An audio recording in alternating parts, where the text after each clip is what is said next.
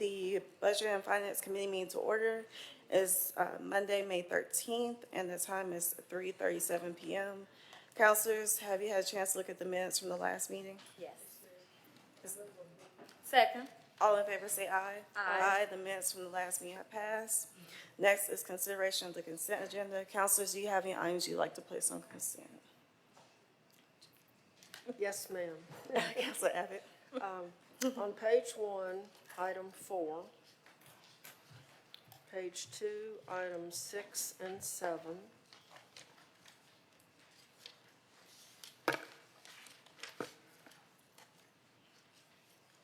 page 6, item 15, page 7, items 16 and 17, page 8, items 18 and 20, page 9, items 21, 22, and 23. And that is all. Okay. Madam Pro Tem, do you have any items you'd like to place on consent? None to add, thank you. Okay, so it's item 4 on page 1, item 6 and 7 on page 2.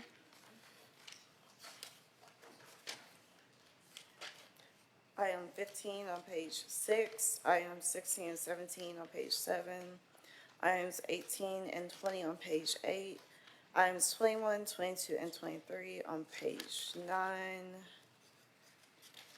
think that's it. Okay. Is there a motion for approval? Move the item.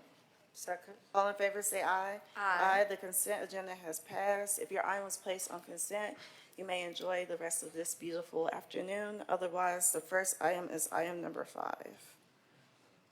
And this is Mobility Capital Finance, a Delaware corporation, in an amount not to exceed $150,000 per year for an annual program management fee over a 3-year term to provide a payment card program through the provision of municipal identification cards and immediate response cards, financial and program management and data services to support the emergency rental assistance program, and 3% fee for all funds distributed by the company on behalf of the city, with a maximum annual amount not to exceed $1 million in total fees. Move the item. Second? Good afternoon. I'm Wendy Hicks, and I serve as Deputy Director in the Community Development Department. This is the contract with Mobility Capital with the Emergency Rental Assistance Program. This is where we are using a third party to disperse the payments to the tenants and the landlords and the utility companies. Although we have ended that program, we still have some pending activities that's going on with them, and so we need to keep them under contract and then for future use of our housing stability program. Okay. Councilors, do you have any questions? Madam President. Yes, thank you very much. Thank you, Ms. Hicks. I just wanted to be sure that I was clear. So we're not entering a new phase of disbursement of funds. This is just to continue with the program in case of... Yes, so any upcoming projects that we have with the housing stability program, we're going to keep them under contract in order to implement those programs. Okay. And one question, how long have we been in this? I know it started with COVID, so maybe 3-4 years? It's been since 2021. 2021. And what's the auditing purpose? How do we audit this process once it's completed? So the Department of Treasury has auditing guidelines that we follow, but we've been following those guidelines internally as we go along. And so what we do, we have a check and balancing system. So once payments are made, MoCaFi sends us a transaction balance sheet, and we budget and balance each one monthly according to the payments that are paid. Okay, thank you. That's it, Madam Chair. Okay, thank you. Councilor Abbott. Yeah, I was a little confused by this one too. So the program is over, Yes, but all the money hasn't been dispersed? correct. So the money that has not been dispersed is we're using for housing stability programs, and that can be used for like down payment assistance programs, programs with I guess, the upkeep of your home, like critical repair program, or we could buy new property with it. So Department of Treasury has several different options that we're looking at. We have not finalized any program at this moment, but we're looking at different options. Okay, so something is still underway, but we haven't decided what. Exactly. And we're keeping the same vendor because we're familiar with them and they've done a great job, or? They have done an excellent job with the program, and so yes, we want to keep them. But we also, I mean, it's a better way of dispersing the funds if we decided to continue to use them for tenant and landlord reimbursement. We want to keep them under contract. Okay, and the money that's left over, if we didn't decide on one of these other programs to use it, we would have to send it back to the federal government? No, we're not sending it back. But no, we can then open it back up to a portal for the tenants to apply again for assistance. Okay, well, I'm all in favor of not sending it back, but it just, the way it was written up, it was just not really clear. So, thank So you. this is just an annual renewal of their contract. Okay, thanks. Okay. Any more questions? I'm good too. Is there a motion and a second? We've done, we did it already. We did them. Ready for the vote. I missed it. Well, all in favor say aye. Aye. Aye, the item passes. Thank you. Thank you. Next item is item number 8. Sorry, yeah, item number 8. This is this is for the recipient of a grant award from the U.S. Department of Agriculture, Natural Resources, Conservation Services in the amount of $298,686 under the sub-recipient agreement market at Pepper Place, shall implement the Birmingham Market City Initiative in collaboration with the Market Cities programs to support the city in analyzing the overall food system and farmers market potential, which will increase the impact of regional market systems as well, in an amount not to exceed $15,000. Okay. Good afternoon. My name is Thomas Ewell. I serve as interim director of the Mayor's Office of Resilience and Sustainability. What you have before you today is a contract with Pepper Place Market to do hiring of a staffer, convening stakeholders, doing a data gathering initiative and analysis of that data, and developing a market strategy for farmers markets in Birmingham. As a reminder, this grant came before you, I believe, last year, and this is for the approval of one of the sub-recipient contracts. And I have here the director of Pepper Place Market. Hi, I'm Lee Sloss-Cora, Executive Director of the Market at Pepper Place, and we've been working on this project for a while, really excited to maybe be able to execute on it now. Perfect. Okay. Councilor Abbott, do you have any questions? I did.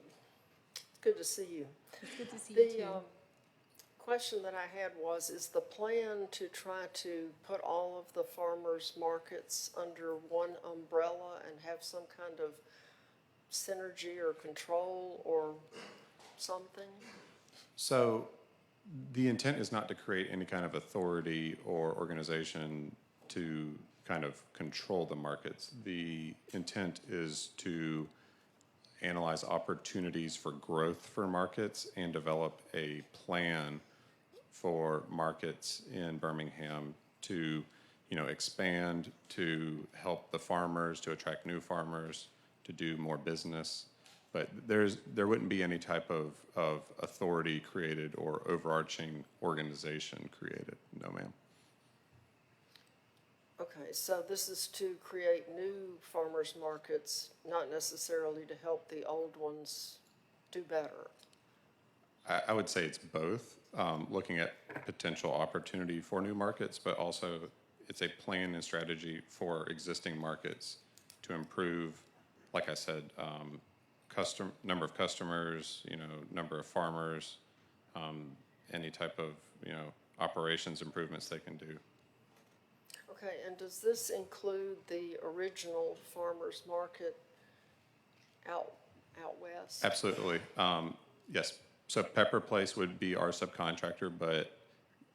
the intent is for this to benefit all farmer markets in Birmingham equally. Okay, thank you. Okay, Madam Pro Tem? Yes, thank you very much. I know you've been working on this for a while. I just want to be sure that I have clarity on the process. Is this going to help someone that wants to set up a farmer's market? Are you going to go into communities that say there's a need there? Or does it just include just about all of that? It would be all of this. And in addition to that, this is just a smaller part of the larger grant. So it's really a holistic approach to farm food production and sale in Birmingham. This contract specifically about the farmers markets. Okay, perfect. Because my question was going to be, how does this relate to the legacy farmers market that we all used to go to a long time ago? And just seeing how that would relate to Pepper Place. Yes, they would absolutely be a stakeholder and a targeted beneficiary of this plan. Okay, thank you. You know what, I would add that, as you guys know, that collaboration is really, is the beginning of everything. And there are many markets, including the family market, many markets that exist, and we just don't necessarily have the time or the capacity to connect and share resources. Some people don't actually even know that other markets exist when we could share resources a lot, or just, it's just thinking together. So I think it really is the beginning of something foundational that I think will build community in a really positive way. It's, that's where it starts. Well, it is exciting to hear this. We know we have the food insufficiency throughout many of our communities, and just trying to get fresh fruits and vegetables, this would just be an opportunity to expand it. So thank you for that, and thank you for wanting to utilize the grant in this way. Thank you. Yes, I love the market at Pepper Place. And it really does not only help with food insecurity, but like people like me with allergies, getting local honey helps as well. So, because I know we have like the East Lake Farmers Market, family as well. But I want to ask a question. So my office does a farmers market every summer. Would we technically qualify as somebody that could get help from that? Because we do use local farmers. Our intent is for this to benefit all, farmers market and farmers market type activities in Birmingham. So. Okay. Okay, good. Because a lot of times, older residents like to feel their vegetables and fruits, which is why a lot of them don't use Instacart, for example. So, and then the farmers market actually gives you the real price of food and not the overpriced, and even they have meat too as well. So I'm excited about this. I think this is going to be great. You guys have any other questions? Okay. Good. Okay. Is there, Move the item. Second. all in favor say aye. Aye. Aye. The item passes. Thank you, guys. Thank you. Thank you. Next item is item number 9. This is a project agreement between the city and Armor House developer, under which Armor House will undertake a project to redevelop, rehab, equip, operate, and convert the Armor and Company building located at 2309 First Avenue North into a fine dining restaurant and speakeasy destination in the city known as Armor House. The city will provide the developer a revenue sharing incentive based on a percentage of actual sales tax revenue following each year during the payment term of the agreement of 5 years, in the amount up to but not to exceed $450,000. Good afternoon. Good afternoon. Good afternoon. I'm Griffin Lassiter. I serve as the Senior Project Manager in IEO. Today, for your consideration, we bring a new fine dining restaurant and speakeasy to be located at 2309 First Avenue North in the former Armor and Company building. Armor House LLC is a partnership between two established Birmingham entrepreneurs, Rollins Montgomery and Chris Rebals. They are proposing to develop and rehabilitate the historic Armor and Company building into a steak and seafood restaurant on the ground floor of the building and a speakeasy on the basement level. Total capital costs are estimated at $3,260,000. Many of the original materials and historical aspects of the old Armor and Company building will be utilized in the project's design. Armor House and its general contractor, Blackstone Construction, have executed a BCIA inclusion plan to achieve a minority participation goal of at least 27% of the construction cost. Armor House expects to employ 20 full-time employees and 20 part-time employees. Over the next 10 years, the project expects to generate $4,690,000 in property taxes, sales and use taxes, business license taxes, and occupational taxes. The incentive requested is a 50% sharing of the actual sales tax revenue generated over the next 5 years, not to exceed $90,000 in any one project year, with a total cap of $450,000.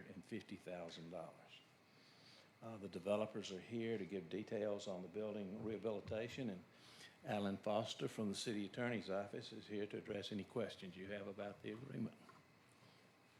And councilors, before we get started, just wanted to clarify one portion is that they are going to renovate only a portion of that building, not the building in its entirety. Okay. All right. Madam Pro Tem, do you have any questions? Yes, I do. Always excited to see any type of new entertainment or dining that we can bring to the city of Birmingham. I did want to go back, Mr. Griffin, and just ask the question, how many employees? 20 full-time and 20 part-time. Okay. And this is going to be a steak and seafood. I guess if we could just get them to tell us their vision for what this is going to be. This is Chris Rebals. He's one of the developers. Thank you. Proven Entity, and I'll turn that over to him. Okay, thank you. Yeah, thank you for having us. So we've been sort of envisioning and dreaming this up for the last 4 or 5 years. I was part of the team that redeveloped this building on First and Morris. We put about $17.5 million into this historic building that was vacant and dilapidated. It was formerly the Armor and Co. meatpacking facility. We wanted to create a facility that was mixed use in many respects, and we also wanted to create something that was sort of stimulate more activity on Morris and First. And so the idea was to do a very nice steak and seafood restaurant and a speakeasy concept in the lower level. The building, it's a spectacular facility. We brought in some of the best designers in the country to participate in it. We're actually up to around $4.5 million. We wanted to be at 3.2 on the redevelopment, but we just tried to make it a real special place, and we've had tremendous feedback from the community, and we just think it'll be a big hit, and hopefully it'll be something that continues to stimulate activity on Morris Avenue and First Avenue North. So thank you for having us. Thank you. Council Abbott? Thank you. Well, I'm pretty amazed that you took that old Armor building, and number one, I'm amazed that you put $17.5 million into it. But now it's going to be something that everyone can enjoy. Yes, ma'am. So Morris Avenue had its real high point, and then it kind of went a different direction, and now it's beginning to eke back up again. So I guess y'all are going to be the lead dogs as far as the real comeback of Morris Avenue. That's what I'm expecting. We hope so. In fact, not that it's really material to this conversation, but we took it upon ourselves, my architecture firm and Rollins companies, to draw up a plan for even revitalizing some of the more eastern side of Morris, where the cobblestone stops and goes to where Kerrigan's is. And we think we have some great ideas for that as well. So we do believe that this will be in many ways a spark that lights a fire in the area. But to your point, that building was a challenge. I mean, we found, you wouldn't believe, we took out about 20 tons of debris that was just dilapidated material. But we found stamped steel from Carnegie that had 1887 stamped on the building. So it's just a real iconic building for the city. And, you know, having grown up here, I think seeing the resurgence has been spectacular, and we just want to be a part of that. So we're excited and humbled and enthusiastic at the same time. Well, thank you. Historic preservation is always more interesting than demolition. Always. But this is an exciting effort, and I like these agreements where you get an incentive if you produce something. You know, we're not dipping into the general fund, and I like that. So, thank you. Thank you, Madam Chairman. Okay, thank you. If there are any more questions, is there a motion and a second? I move approval. Second. All in favor say aye. Aye. The aye passes. Thank you. Good luck, guys. Thank you Thank for your you. time. Next item is item number 10. This is for a software agreement, and this is for a term of 3 years. And for this fiscal year is $10,827. FY 25, $11,901. FY 26, $12,853 for a combined total amount not to exceed $35,581.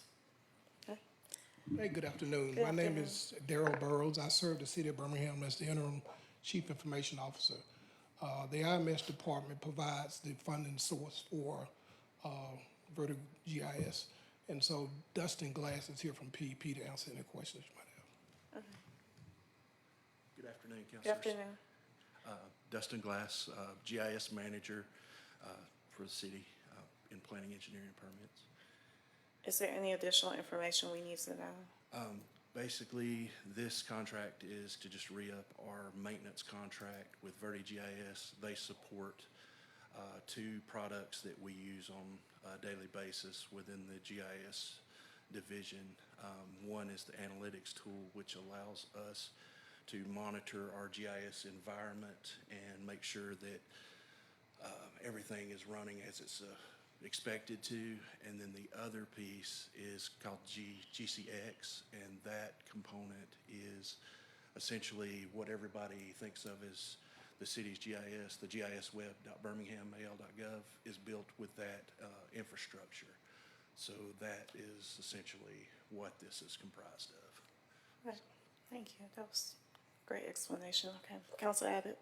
Yes, well, I just am so interested in online mapping. So can you tell me the status of online mapping and whether this contract will help make it more wonderful than it ever was? Yes, ma'am. Currently, we are still in the process of bringing back up the GIS web interface. We focused on getting up all of our field applications first, and so since IMS has got everything back for us, we're in that process, and we are hoping to have the GIS web back in the next week or two. So The that's next week, that's online what mapping we're too? hoping. We've got a couple calls in with the VertiGIS support team to help us with a couple of issues that we have, but I think we should be able to get there. Well, that's great news because I didn't realize how often I went to it until it wasn't available anymore. And then it's like every day. I want to go there, but there's no there to go to. But I do have a question. I've always wanted to ask somebody who really knew what they were talking about. On online mapping, sometimes buildings are shown lapping over property lines. Yes, ma'am. Is that for real?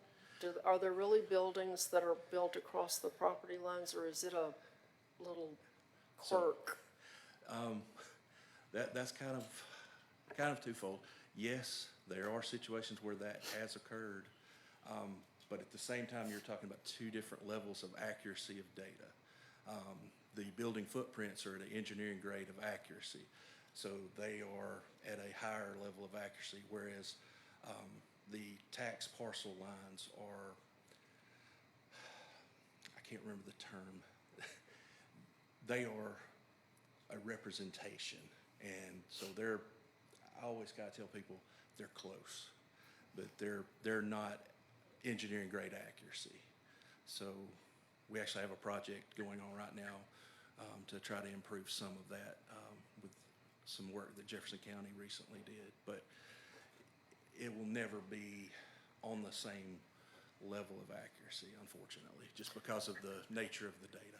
Okay, because we do get our data from the county, so if they're not accurate, we're not accurate.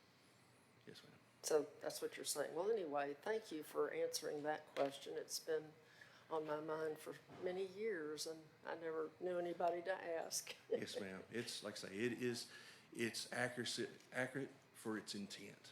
Well, it's really good to know that there aren't that many buildings that are built across property lines. Much less than what you say. Yes, ma'am. Yeah, thank you. Thank you, Madam Chairman. Thank you, Madam Pro Tem. Yes, thank you. I'm just wanted to echo what Councilor Abbott has said, how we rely on that tool so much. So again, it's like you don't miss something until it's not there anymore. And I just think of a daily, sometimes residents have questions and I want to go back and look and try to confirm and things like that. So what would you say the timeline would be once this item is approved? What would take the timeline that is associated with getting that back up or not? Well, it is our maintenance contract with that company. We're currently still under maintenance, so we have support from them right now. But long-term, this will continue that support relationship. Okay. So right now, we're working on that process, so $1,020.94, FY 20